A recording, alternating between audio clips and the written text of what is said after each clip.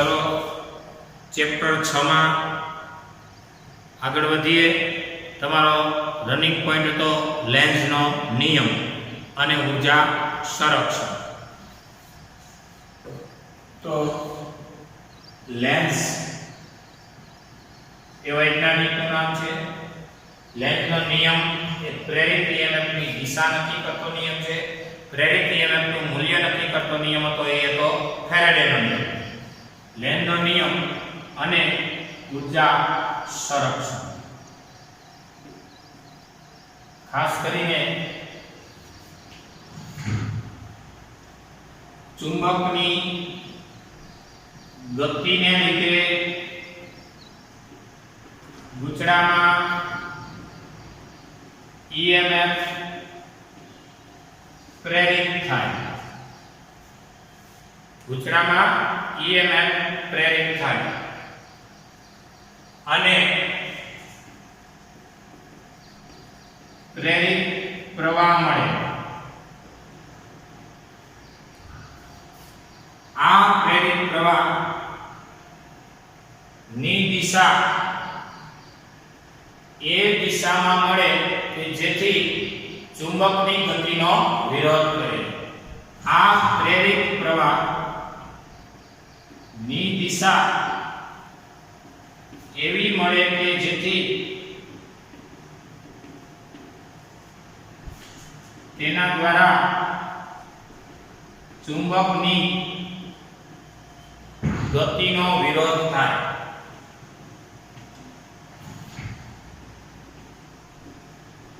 आ नियम ने लेंसनो नियम कहेवाय। विरोधक नियम जो आ गूंचळું છે રાઈટ એ કાઢવાનું। आ ગૂંચળાની આરે સંવેદનશીલ એવું ગેલ્વેનોમીટર જોડી દીધું। હવે ગૂંચળાની નજીક તમે ચુંબકનો N કે S લઈ જઈ શકો છો। ધારો કે N લઈ ગયા तो चुंबकनी गति थाय छे गूंचळा तरफ राइट। गूंचळामां ईएमएफ प्रेरित थाय छे कारण के फ्लक्सनो फेरफार करवाथी तो थवानो छे अने प्रेरित प्रवाह मळे छे। आ प्रवाहनी दिशा एवी मळे जेथी तेना द्वारा चुंबकनी गतिनो विरोध थाय। એટલે n લઈ જાઓ તો હામો વિરોધ કરતું n ઉત્પન્ન થાય એટલે n आ दिशा में प्रेरित प्रवाह मळे। आज रीते आज गूंचळું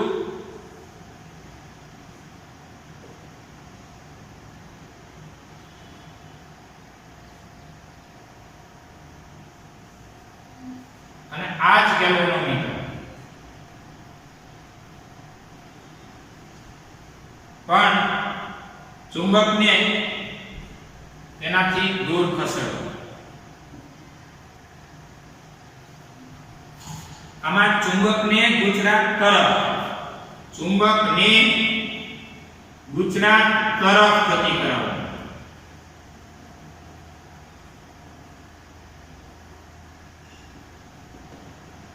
जी गैल्वेनोमीटर तो n एनो आकर्षण। हवे चुंबकने गूंचळाथी दूर लई जाओ। चुंबक ने गूंचळाथी શું કરવાનું છે તો કે દૂર લઈ જવાનું। હવે વિરોધ જ કરવો એને શું કરવું તમે n લઈ જાઓ ને n નો વિરોધ કરવો એટલે s ઉત્પન્ન થાય।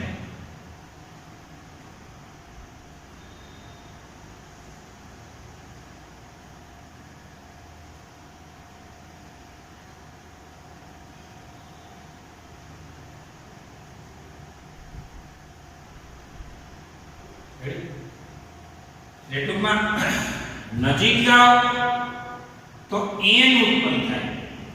n એટલે વિસંગણી દિશામાં પ્રેરિત પ્રવાહ મળે। આ પ્રેરિત પ્રવાહ કહેવાય અને n અપાકર્ષણ થાય અને વિરોધ કરે। વિરોધ કરવો એ શું કે પણ તમે n લઈને આવતા હો ને તો અને s ઉત્પન્ન થાય તો ns આકર્ષણ કરે અને આકર્ષણ કરે અને તમારી ગતિ તો રોકી દે, તમારી ગતિનો તો વિરોધ જ કરે. તમને કે જાઓ અહીંથી આવતા હોય તો તમે કે તમને એમ કહીએ અહીંયા આવતા નહીં, રોકી દે. અને જાતા હોય તો તમને કે જાતા બંધ કરી દો, એટલે કે બ્રેક થઈ જાઓ, કારણ કે તમારી ગતિનો વિરોધ કરે. એને કહેવાય EMF ની દિશા. તમને મનમાં એમ થતું હોય કે આ ઊર્જા સંરક્ષણ કેમ છે, તો n અપાકર્ષણ અને અપાકર્ષણ વિરુદ્ધ તમારે કાર્ય કરવું પડે, ધક્કો મારવો પડે, ઊર્જા વાપરવી પડે. અને આ ઊર્જા નામ કે યાંત્રિક ઊર્જા. યાંત્રિક ઊર્જાનું વિદ્યુત ઊર્જામાં રૂપાંતર થાય. ફેરાડેનું સૂત્ર છે ઊર્જા સંરક્ષણ રીતે શક્ય છે. એવું તો બનશે જ નહીં. કેવું? જેમ કે તમે અહીંથી n લઈ જતા હો અને હામો s આમ લઈ જતા હો અને હામો s ઉત્પન્ન થઈ જાય, આવું શક્ય નથી. આવું શક્ય નથી. કેમ ભાઈ? કારણ કે n લઈ જાઓ અને હામો s ઉત્પન્ન થઈ જતો હોય તો શું કરવાનું? તો કે ns આકર્ષણ થઈ જાય. આકર્ષણ થઈ જાય એટલે શું થઈ જાય? તો કે મફતમાં તમને વિદ્યુત મળે અને ઊર્જા સંરક્ષણ આવે. આ વાત સમત નથી. મફત શબ્દ આવે એટલે કહેવાય શક્ય નથી. કારણ કે ઊર્જા સંરક્ષણ એમ કે છે કે અહીંથી શરૂઆતમાં ઊર્જા ક્યાંથી ઉત્પન્ન થતી જ નથી. હા, એક સ્વરૂપમાંથી બીજા સ્વરૂપમાં રૂપાંતરણ થાય છે. તમે આમ લઈ લો એમ, આ અને સામે ઉત્પન્ન થઈ ગયો એટલે અપાકર્ષણ થાય. અપાકર્ષણ થાય એટલે તમારે અપાકર્ષણ વિરુદ્ધ ધક્કો તો મારવો. તમારી ઊર્જા યાંત્રિક ઊર્જા થાય, એ યાંત્રિક ઊર્જાનું વિદ્યુત ઊર્જા રૂપાંતર થાય. તો સાચી વાત છે, થવું છે. તો તમે અહીંથી n લઈને આવતા હતા તો આમ s ઉત્પન્ન થઈ ગયો. દાખલા કે તમે s લઈને આવતા હોય તો આમ n ઉત્પન્ન થયો. જાય ત્યારે જવાનો વિરોધ, આવે ત્યારે આવવાનો વિરોધ. આવો વિરોધ કરતી દિશામાં પ્રેરિત પ્રવાહ મળે. અને કોનો? જેને લીધે ઉત્પન્ન થયો એનો વિરોધ. ચાલો તમે ચુંબકને ઊભું રાખ્યો તો પ્રેરિત પ્રવાહ શું? ચાલો ચુંબકને ગુજરા તરફ નાખ્યો, ચુંબકનો n હોય તો ત્યાં n ઉત્પન્ન કરી વિરોધ કરે. ચુંબકનો s લઈને જતા હોય ને તમે ચુંબક તરફ, સોરી ગુજરા તરફ, s લઈને જતા હોય તો આનો s થઈ વિરોધ કરે. પાછા આવતા હોય s છેડો હોય પાછા આવતા હોય n બની જાય અને વિરોધ કરે કે રોકાઈ જાવ જાવમાં. બહુ મહત્વનો અને રસપ્રદ ઘટના છે NSSN, north south south north. NN કે SS અપાકર્ષણ વિરોધમાં NS કે SN આકર્ષણ. એ તો તમે પ્રાથમિક ખ્યાલ તો કેટલો ટાઈમથી જોવો છો, પ્રાઇમરી થી તમને ખબર છે કે હરખી હરખા હોય તો અપાકર્ષણ થાય છે ધ્રુવોમાં અને અસમાન ધ્રુવો હોય તો આકર્ષણ થાય. એ તમારી પાસે માહિતી તો છે. જોઈએ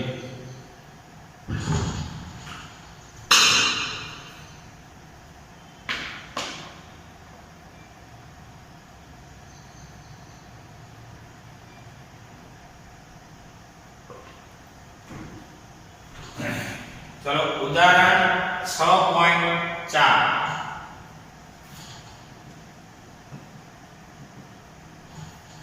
જુદા જુદા આકારના સમતલ ગાળાઓ દર્શાવેલા છે. જે લૂપના સમતલને લંબ વાચકથી દૂર દિશાનો ચુંબકીય ક્ષેત્રની બહારની તરફ કે અંદરની તરફ ગતિ કરે છે. કોણ? સમતલ ગાળાઓ. એક ચોરસ છે, એક ત્રિકોણ છે અને એક આવો અનિયમિત આકાર છે. લેન્ઝના નિયમ પરથી દરેક ગાળામાં પ્રેરિત પ્રવાહની દિશા નિર્ધારિત કરો.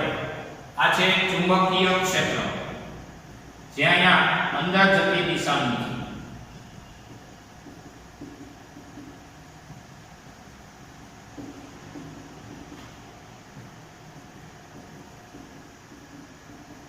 આ છે ચુંબકીય ક્ષેત્ર. હવે આ છે ચોરસ લૂપ.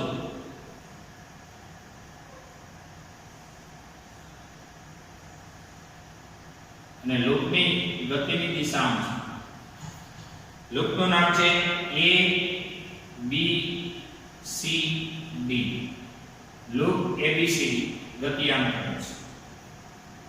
આ છે ત્રિકોણાકાર લૂપ.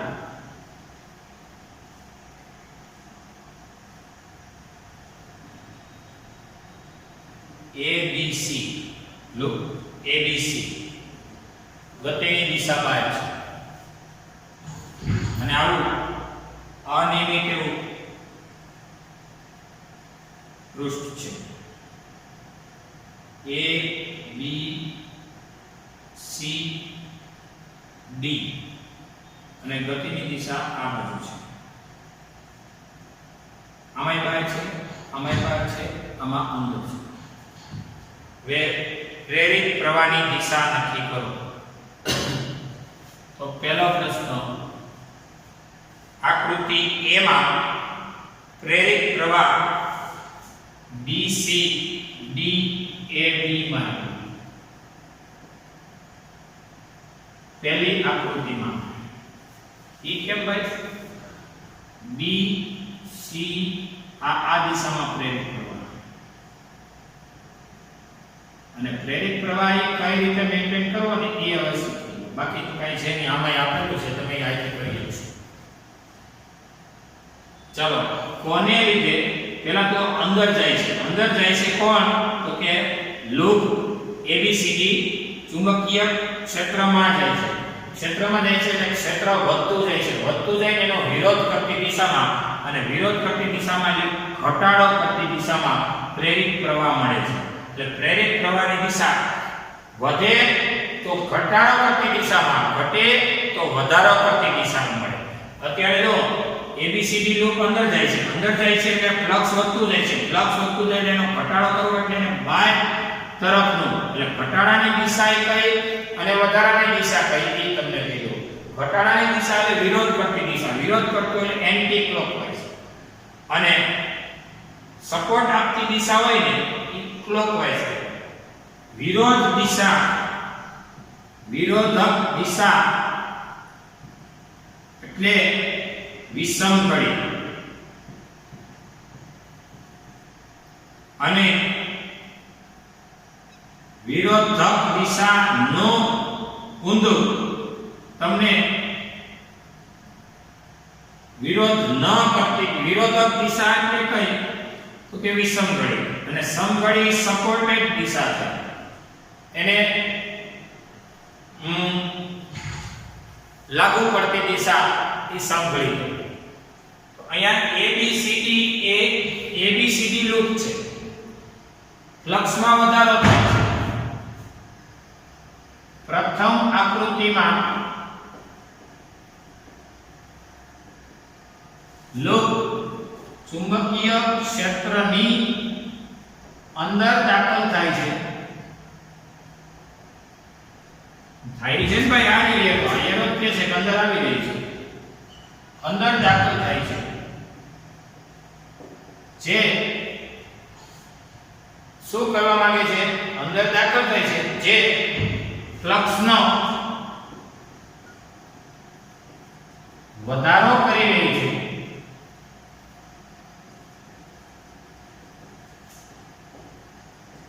જેથી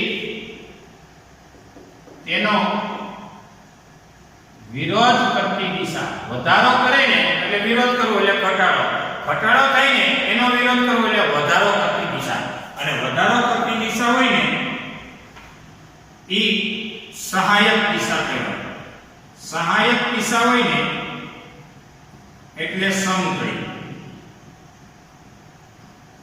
અત્યારે તો જાય છે એટલે ફ્લક્સ ચુંબકીય ક્ષેત્રને કહો એટલે પસાર થાય આમ જાવ એટલે વધારે થાય એટલે વધારાનો કરવો ઘટાડો એટલે જેથી તેનો વિરોધ કરતી દિશા એટલે કે વિષમ ઘડી દિશામાં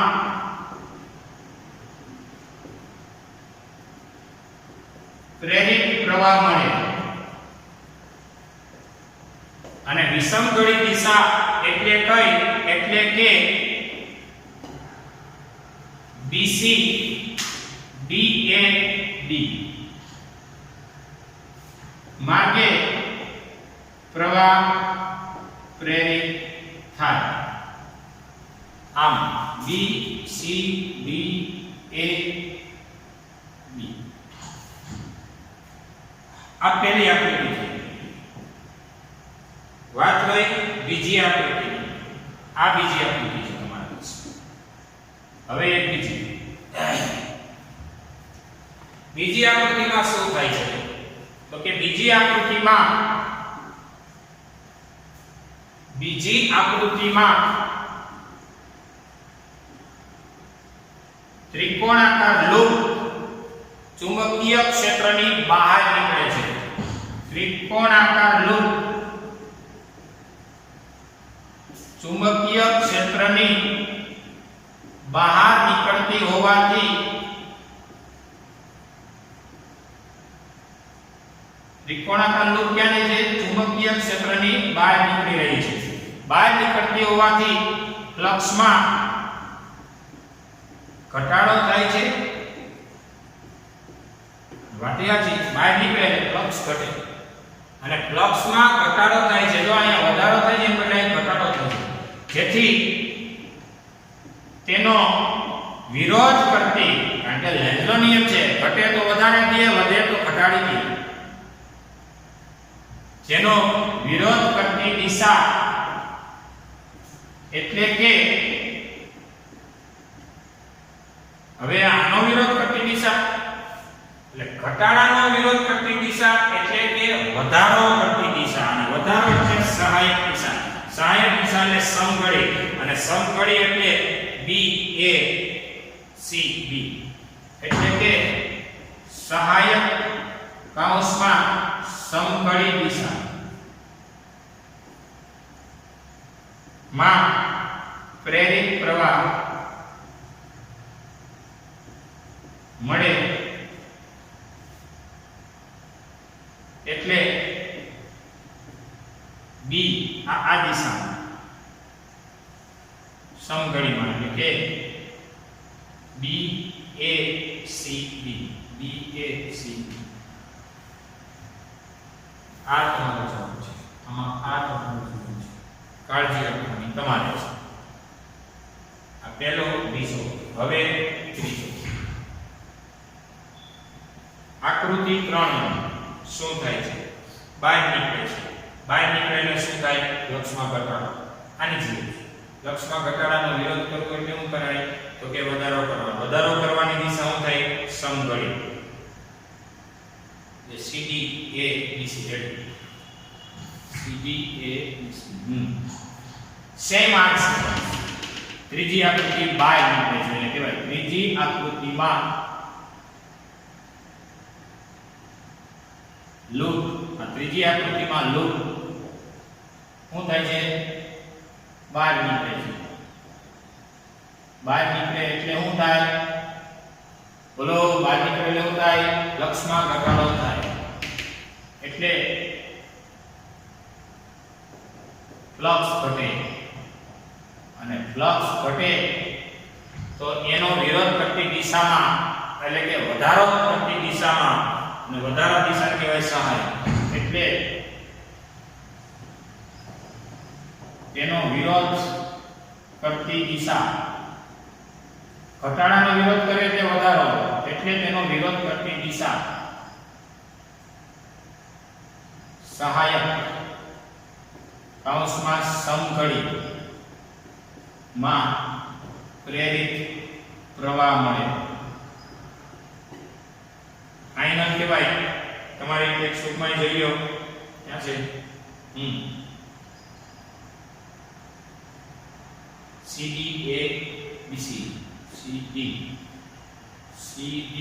A B C C D A B C આ રીતે કરવાનું. C થી D થી A થી B થી C સમઘડી. આમાં સમઘડી, આમાં વિષમઘડી.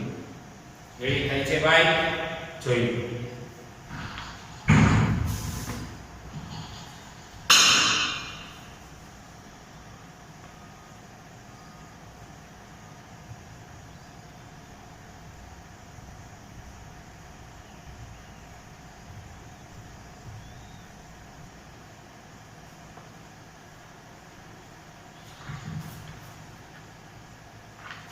चलो नेक्स्ट पॉइंट गतिकीय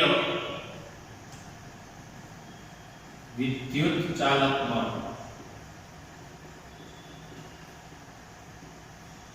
પેલા તમને એ સમજાવી દઉં કે સળિયો L લંબાઈનો સળિયો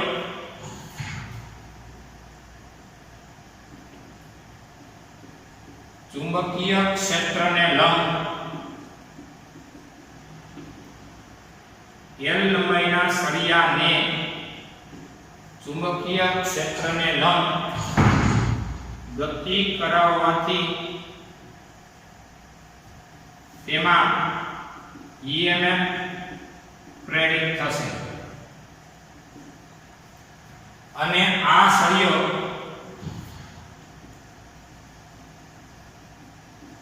બેટરી તરીકે વર્તશે. કઈ રીતે? જો ચુંબકીય ક્ષેત્ર છે ને અહીં બોર્ડના સમતલને લંબ અંદર જતી દિશામાં ચુંબકીય ક્ષેત્ર. હવે L લંબાઈનો એક સળિયો વિચારો જેને ચુંબકીય ક્ષેત્રને લંબ ગતિ કરાવો. આ થયો L લંબાઈનો સળિયો.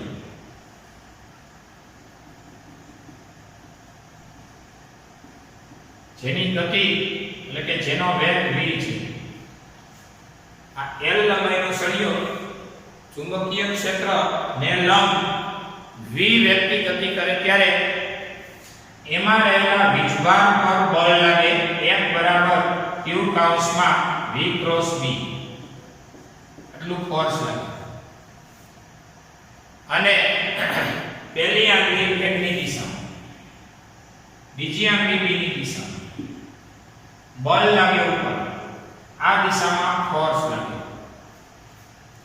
અને જે દિશામાં ફોર્સ લાગે એ ફોર્સ ને કહેવાય ચુંબકીય ક્ષેત્ર. કારણ કે ચુંબકીય ક્ષેત્રને લીધે જ આ b વેક્ટર છે અંદર જાય છે શું છે b વેક્ટર છે. આ ચુંબકીય ક્ષેત્ર b વેક્ટર ને લંબ v વેગથી ગતિ કરતો સળિયો જેની ઉપર બળ લાગે વીજભાર પર બળ લાગે. વીજભાર પર બળ લાગે તો F બરાબર QE બળનું સૂત્ર થાય વીજભાર પર લાગતું બળ F બરાબર QE. તમને કહે કે ઇલેક્ટ્રિક ફીલ્ડ આવી ગઈ ચાલુમાં મેગ્નેટિક ફીલ્ડમાં સળિયો ગતિ કરે તો F બરાબર QE. આ ઇલેક્ટ્રિક ફીલ્ડને ધ્યાનમાં લેવાની મેગ્નેટિક ફીલ્ડને ધ્યાનમાં લેવાની છે. એમાં વીજભાર Q એ ઋણ હોય તો ફોર્સ લાગે એ અત્યારે તમારો જે દિશા છે ને એની વિરુદ્ધ દિશામાં ઇલેક્ટ્રોન શું થાય તો કે આ વખતે ઇલેક્ટ્રોન F વેક્ટર ની વિરુદ્ધ દિશા તમારો ફોર્સ આમ લાગે નો ડાઉટ પણ જો વીજભાર Q તરીકે કોણ છે ઋણ એટલે કે આના પરથી F બરાબર કહેવાય -e કૌંસમાં v ક્રોસ b. જરા જાગો વીજભાર પર બળ લાગે એટલે કે પ્રોટોન ન ગતિ કરે પણ ઇલેક્ટ્રોન ગતિ કરે. કારણ કે ઇલેક્ટ્રોન જ મુક્ત હોય ધાતુ માટે. ધાતુના બંધારણમાં મુક્ત એવા કોણ હોય ઇલેક્ટ્રોન. આ ઇલેક્ટ્રોનનો વીજભાર કહેવાય q બરાબર -e એટલે ફોર્સ લાગે આચું પણ વિરોધની દિશામાં એટલે તમારા ફોર્સથી વિરુદ્ધ દિશામાં ઇલેક્ટ્રોન ગતિ કરે. આ વખતે ઇલેક્ટ્રોન F વેક્ટરની વિરુદ્ધ દિશામાં ગતિ કરવાથી આ સળિયાનું નામ છે સળિયો AB. ગતિ કરવાથી B છેડે ઇલેક્ટ્રોન જમા થાય અને A છેડો ધન બારે ખુલ્લો થાય અને A છેડો ખુલ્લો થાય B છેડે ઇલેક્ટ્રોન જમા થાય. આ વખતેની સ્થિતિમાં આ સળિયો અહીંયા ઋણ અહીંયા ધન એટલે આ ઋણ અને ઉપલો ધન એટલે આવી બેટરીની જેમ વર્તે. આ ઋણ આ ધન લ્યો એટલે સળિયો પોતે એક બેટરી તરીકે વર્તે. બેટરીને બે પોલ હોય એક ઋણ પોલ હોય અને એક ધન પોલ. સમજવા જેવો સમય છે આપણું નામ છે ગતિકીય, ટોપિકનું નામ ગતિકીય છે. ગતિકીય એટલે સળિયાની ગતિને લીધે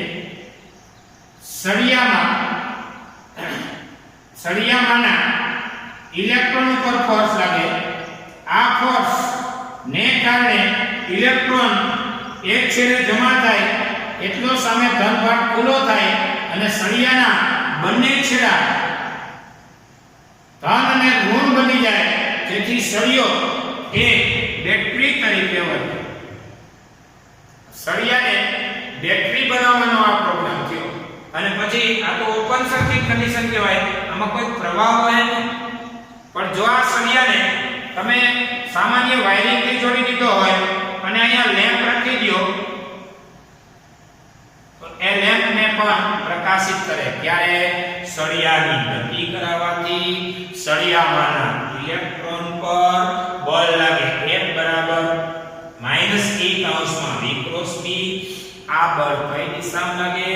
આ બળ જે તમારો F બરાબર q કૌંસમાં v ક્રોસ b માં જો F v ની દિશા b ની દિશા અંદર, એટલે ફોર્સ લાગે ઉપર ફોર્સ લાગે એટલે ઇલેક્ટ્રોન દોડતા નીચે આવે એટલે આ છેડો ઋણ આવી ગયો, આ છેડો ઋણ, ઉપરનો છેડો ધન. એટલે સળિયો એક પ્રકારના બે પોલ વાળા છેડા થઈ જાય એટલે સળિયો થઈ જાય એક પ્રકારની વિદ્યુત સ્થિતિમાનના તફાવતની અસર હેઠળ. અને જે પાર્ટ વિદ્યુત સ્થિતિમાન તફાવત ધરાવતો હોય એ બેટરી તરીકે વર્તે, કારણ કે એને વાયર જોડી દો એટલે પ્રવાહ નિર્માણ કરે. ઓહમ કે છે v ચલે છે, v બરાબર r i. જે આપણો નોર્મલ સળિયો ભાઈ અહીંયા વોલ્ટેજ હોય ને એટલો જ અહીંયા 0 હોય તો અહીંયા 0.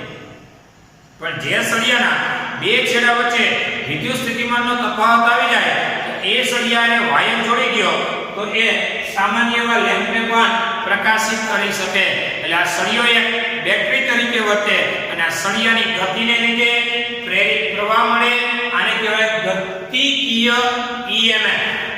ગતિકીય EMF. EMF એટલે વિદ્યુત ચાલક બળ, ઇલેક્ટ્રોમોટિવ ફોર્સ.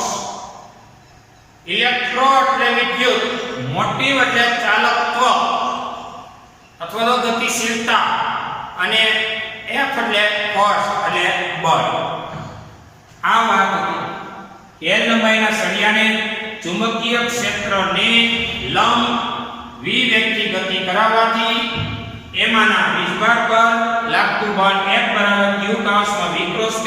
કારણ કે સળિયો ગતિ કરે તો એને કઈ વીજભારો ન્યા ન રહે, વીજભારો સળિયાની આરે ગતિ કરે તો વેગની દિશા પેલી આંગળી, ચુંબકીય ક્ષેત્રની દિશા બીજી આંગળી.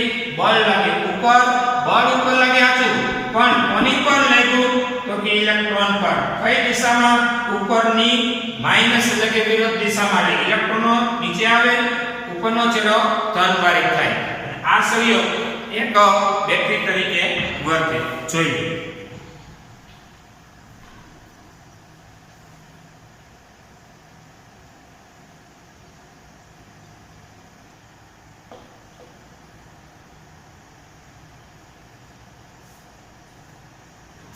ચલો હવે તમારી પાઠ્યપુસ્તક પ્રમાણે આવી કોઈ સમાન ચુંબકીય ક્ષેત્રની ક્ષેત્ર રેખાઓ બોર્ડના સમતલને લંબ અંદર જતી દિશામાં દોરું છું.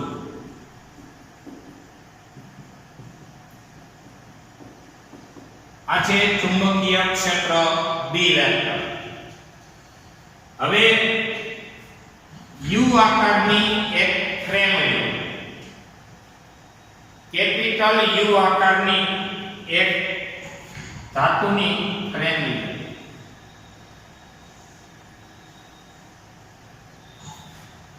તેના પર એક સળિયો PQ ગોઠવો. આ L લંબાઈનો એક સળિયો રાખો.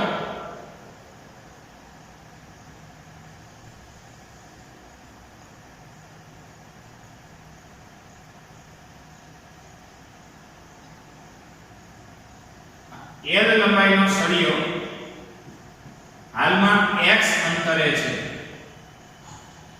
આ છે U આકારની ફ્રેમ, ધાતુની ફ્રેમ.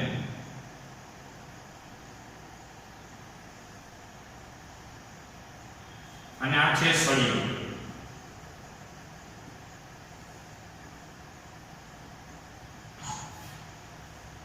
હવે શું કરવાનું છે કે સળિયાને ગતિ કરાવો. જો ગતિ છે, સળિયાને વ્યક્તિ ધક્કો કરો. કોની ઉપર? ફ્રેમ ઉપર. આ ઘર્ષણ સ્વરૂપે અને એના કારણે ઉષ્મા સ્વરૂપે ઊર્જાના વ્યયને આપણે હાલમાં અવગણી છે. તો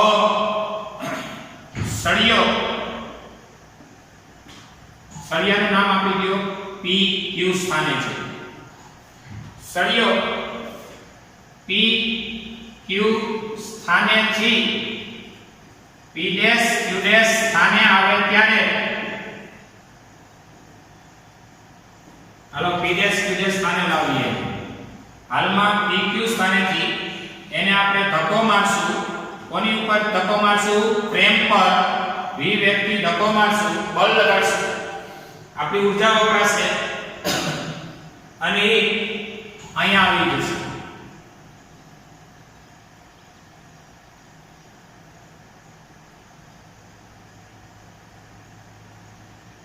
P ડેશ Q ડેશ સ્થાને આવી જશે. આ x છે, આ ટૂંકમાં x1 છે, અહીંયા પહોંચી જશે અને x2 કહેવાશે. એટલે અહીંથી આટલું જેને કહેવાય ડેલ્ટા x નું નિર્માણ થાય. ડેલ્ટા x ને કહેવાય સ્થાનાંતર. ડેલ્ટા x એ સ્થાનાંતર બતાવે છે.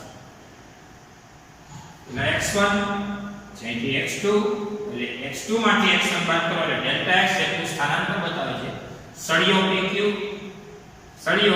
pq સ્થાનેથી p ડેશ q ડેશ સ્થાને આવે ત્યારે ડેલ્ટા x જેટલું સ્થાનાંતર બતાવે છે અથવા તો સ્થાનાંતર કરે. આ વખતે ડેલ્ટા t જેટલો સમય લાગે.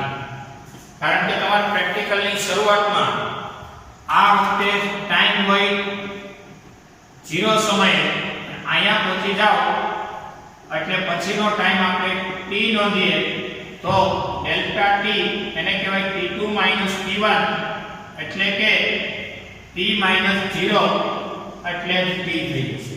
સમયગાળો એ ડેલ્ટા t એટલે t. હવે શું થશે તો કે હવે ફેરેડેના નિયમ પરથી પ્રેરિત EMF એટલે minus delta phi by delta t યાદ કરો. અને આ ગુજરું એક આટાનું થઈ ગયું, કઈ n આટાનું નથી. બંધ પરિપથ થઈ ગયો p q, એના નામ દો r, એના નામ દો s. હવે તમે જરા તમારી પાઠ્યપુસ્તકમાં નજર કરજો, તમને દર્શન થાય પ્રવાહની. આપણે ભણ્યા છીએ ને આની આગળના ટોપિકમાં હમણાં કે ભાઈ અંદરના વીજભાર પર બળ લાગે, આ બળનું સૂત્ર શું થાય તો કે આ બળનું સૂત્ર થાય F બરાબર Q કૌંસમાં V ક્રોસ V. હવે આ F બરાબર Q કૌંસમાં V ક્રોસ V મુજબ ફોર્સ લાગે, V આમ છે, V આમ છે, ફોર્સ ઉપર લાગે, ઇલેક્ટ્રોન ક્યાં આવે તો F બરાબર માઈનસ E કૌંસમાં V ક્રોસ V. ઇલેક્ટ્રોન નીચે આવે, ઇલેક્ટ્રોન નીચે જમા થાય, આ છેડો ઋણ, આ છેડો ધન. ગતિ ચાલુ કરો એટલે આ ઋણ, આ ધન, અને એને લીધે પ્રેરિત પ્રવાહની દિશા આમ થાય. સળિયાને આમ ગતિ કરાવો છો, તમારી પાઠ્યપુસ્તકમાં જો એનાથી ઊંધું છે, બરાબર જ સાચું છે. આપણે સળિયાને બહાર કાઢી છે, એ સળિયાને અંદર દાખલ કરે છે. અંદર દાખલ કરે તો પ્રેરિત પ્રવાહને આપણા એરાનો ઊંધો એરો આવે. આપણે સળિયાને બહાર કાઢી છે તો પ્રેરિત પ્રવાહ આપણામાં એન્ટી ક્લોકવાઇઝ આવ્યો. તમારી પાઠ્યપુસ્તકમાં જો સળિયાને આમ દાખલ કરે છે, આ બાજુ ડાબી બાજુ, આપણે સળિયાને જમણી બાજુ લઈ જઈએ છીએ. PQ માંથી P ડેશ Q ડેશ લઈ જાય છે. એ ટેક્સ્ટબુક વાળા અહીંથી આમ લઈ આવે છે, આમ લઈ આવે એટલે પ્રેરિત પ્રવાહ ક્યાં મળે તો તમને અહીંયા મળે છે એની વિરોધ કરતો. એટલે એમાંય સાચું છે, આમાંય સાચું છે, ક્યાંય લોચો મારવાનો નથી. આ ઋણ થાય ના ધન થાય એટલે બેટરી થઈ ગઈ ને આવી એક ઋણ નાળી, નીચેનો ઋણ ઉપરનો ધન એટલે આ બેટરી થઈ ગઈ અને પ્રેરિત પ્રવાહની દિશા થઈ ગઈ. ફેરેડેના નિયમ પરથી E બરાબર minus d phi by dt અથવા તો delta phi by delta t, અને phi એટલે p.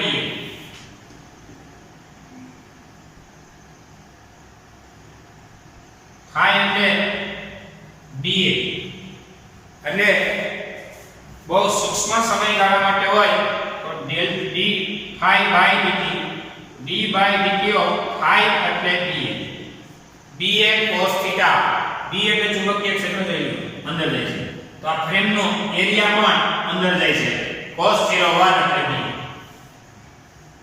d by dt of b અને a એટલે lx એરિયા એટલે શું તો કે લંબાઈ ગુણ્યા પહોળાઈ લંબાઈ l પહોળાઈ x એટલે એરિયા થયો lx એટલે કે પ્રેરિત EMF E બરાબર b કેવો છે તો કે અચળ છે માઈનસ નિશાની અત્યારે લેન્ઝના નિયમની આગળ બતાવી રહી છે b ચુંબકીય ક્ષેત્ર જો ફિક્સ છે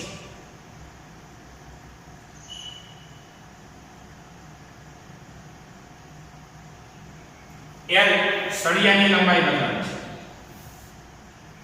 હા તમે x માં ફેરફાર કરી રહ્યા છો આમ જાઓ તો x મોટો થઈ જાય આમ જાઓ તો x નાનો થઈ જાય dx by dt અલગ ફાઇનલ E બરાબર dl dx by dt ની કહેવાય વેલોસિટી બેટરીનો EMF E બરાબર થઈ ગયો blv માઈનસ નિશાની એ લેન્ઝના નિયમની હાજરી બતાવે છે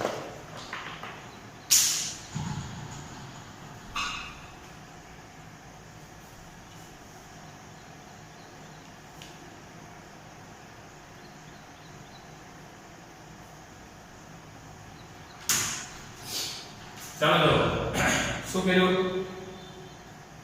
ચુંબકીય ક્ષેત્રને લંબ કેપિટલ U આકારની એક ફ્રેમ ગોઠવી જેમાં આ ફ્રેમ પર સળિયો ફેંક્યો ગયો આ સળિયાને v વેગથી આગળ કે પાછળ ગતિ કરાવી શકાય અને આ સળિયાને U આકારની ફ્રેમ પર ગતિ કરાવવાથી ગતિને લીધે ઘર્ષણ દ્વારા ઉદ્ભવતી ઉષ્માને અવગણ્ય કરેલ છે આ મહત્વનું હવે આ સળિયાને ગતિ કરાવવાથી સળિયામાંના વિભાગ પર બળ લાગશે આ બળ F બરાબર q કાઉન્સમાં v ક્રોસ p મુજબ લાગશે તેથી ઇલેક્ટ્રોન એક છેડે જમા થવાથી સામેના છેડે એ ધન ભાર ખુલ્લો થશે આ સળિયો બેટરીની જેમ વર્તશે અને પ્રેરિત પ્રવાહ મળશે તો આ બેટરીની જેમ વર્તે તો એ બેટરીનો EMF કેટલો હતો કે E બરાબર blv એની સાબિતી શું તો કે ફેરેડેના નિયમ પરથી dϕ by dt phi એટલે ba b a એટલે લંબાઈ ગુણ્યા પહોળાઈ એરિયા એટલે લંબાઈ ગુણ્યા પહોળાઈ એમાંથી અચળ હોય બહાર કાઢો x તો તમને દેખાય છે જાણીતી રીતે આગળ કરો પાછળ કરો x માં હું કાઈ ઘટઘટ તો dx by dt ને કહેવાય વેલોસિટી એટલે E બરાબર blv ટૂંકમાં સળિયો blv EMF વાળી બેટરીની જેમ વર્તે છે આ હતી તમારી માહિતી છતાં આપણે આગળના લેક્ચરમાં એકવાર એનો રિકોલ આપી દઈશું હવે ડેલી ટેસ્ટ નોંધો ઉદાહરણ નંબર 4 અને લેન્ઝનો નિયમ ડેલી ટેસ્ટમાં લેન્ઝનો નિયમ અને ઊર્જા સંરક્ષણ આ ડેલી ટેસ્ટમાં જ નાખતો આ પછીના લેવલે તમારે તૈયારીને અંતે ડેલી ટેસ્ટમાં નાખશું એકવાર રિકોલ આપ્યા બાદ લેન્ઝનો નિયમ અને ઊર્જા સંરક્ષણ અને ઉદાહરણ નંબર 6.4 આ તમારી ડેલી ટેસ્ટ છે રેડી આ ટોપિક ને નેક્સ્ટ લેક્ચરમાં આપણે રિકોલમાં લઈ પછીના પોઈન્ટને આગળ વધારશું તો આ વાત હતી તમારા લેન્ઝના નિયમની અને ઊર્જા સંરક્ષણની અને આ જે ડેલી ટેસ્ટ છે બદલ્યું અહીંયા આપણો લેક્ચર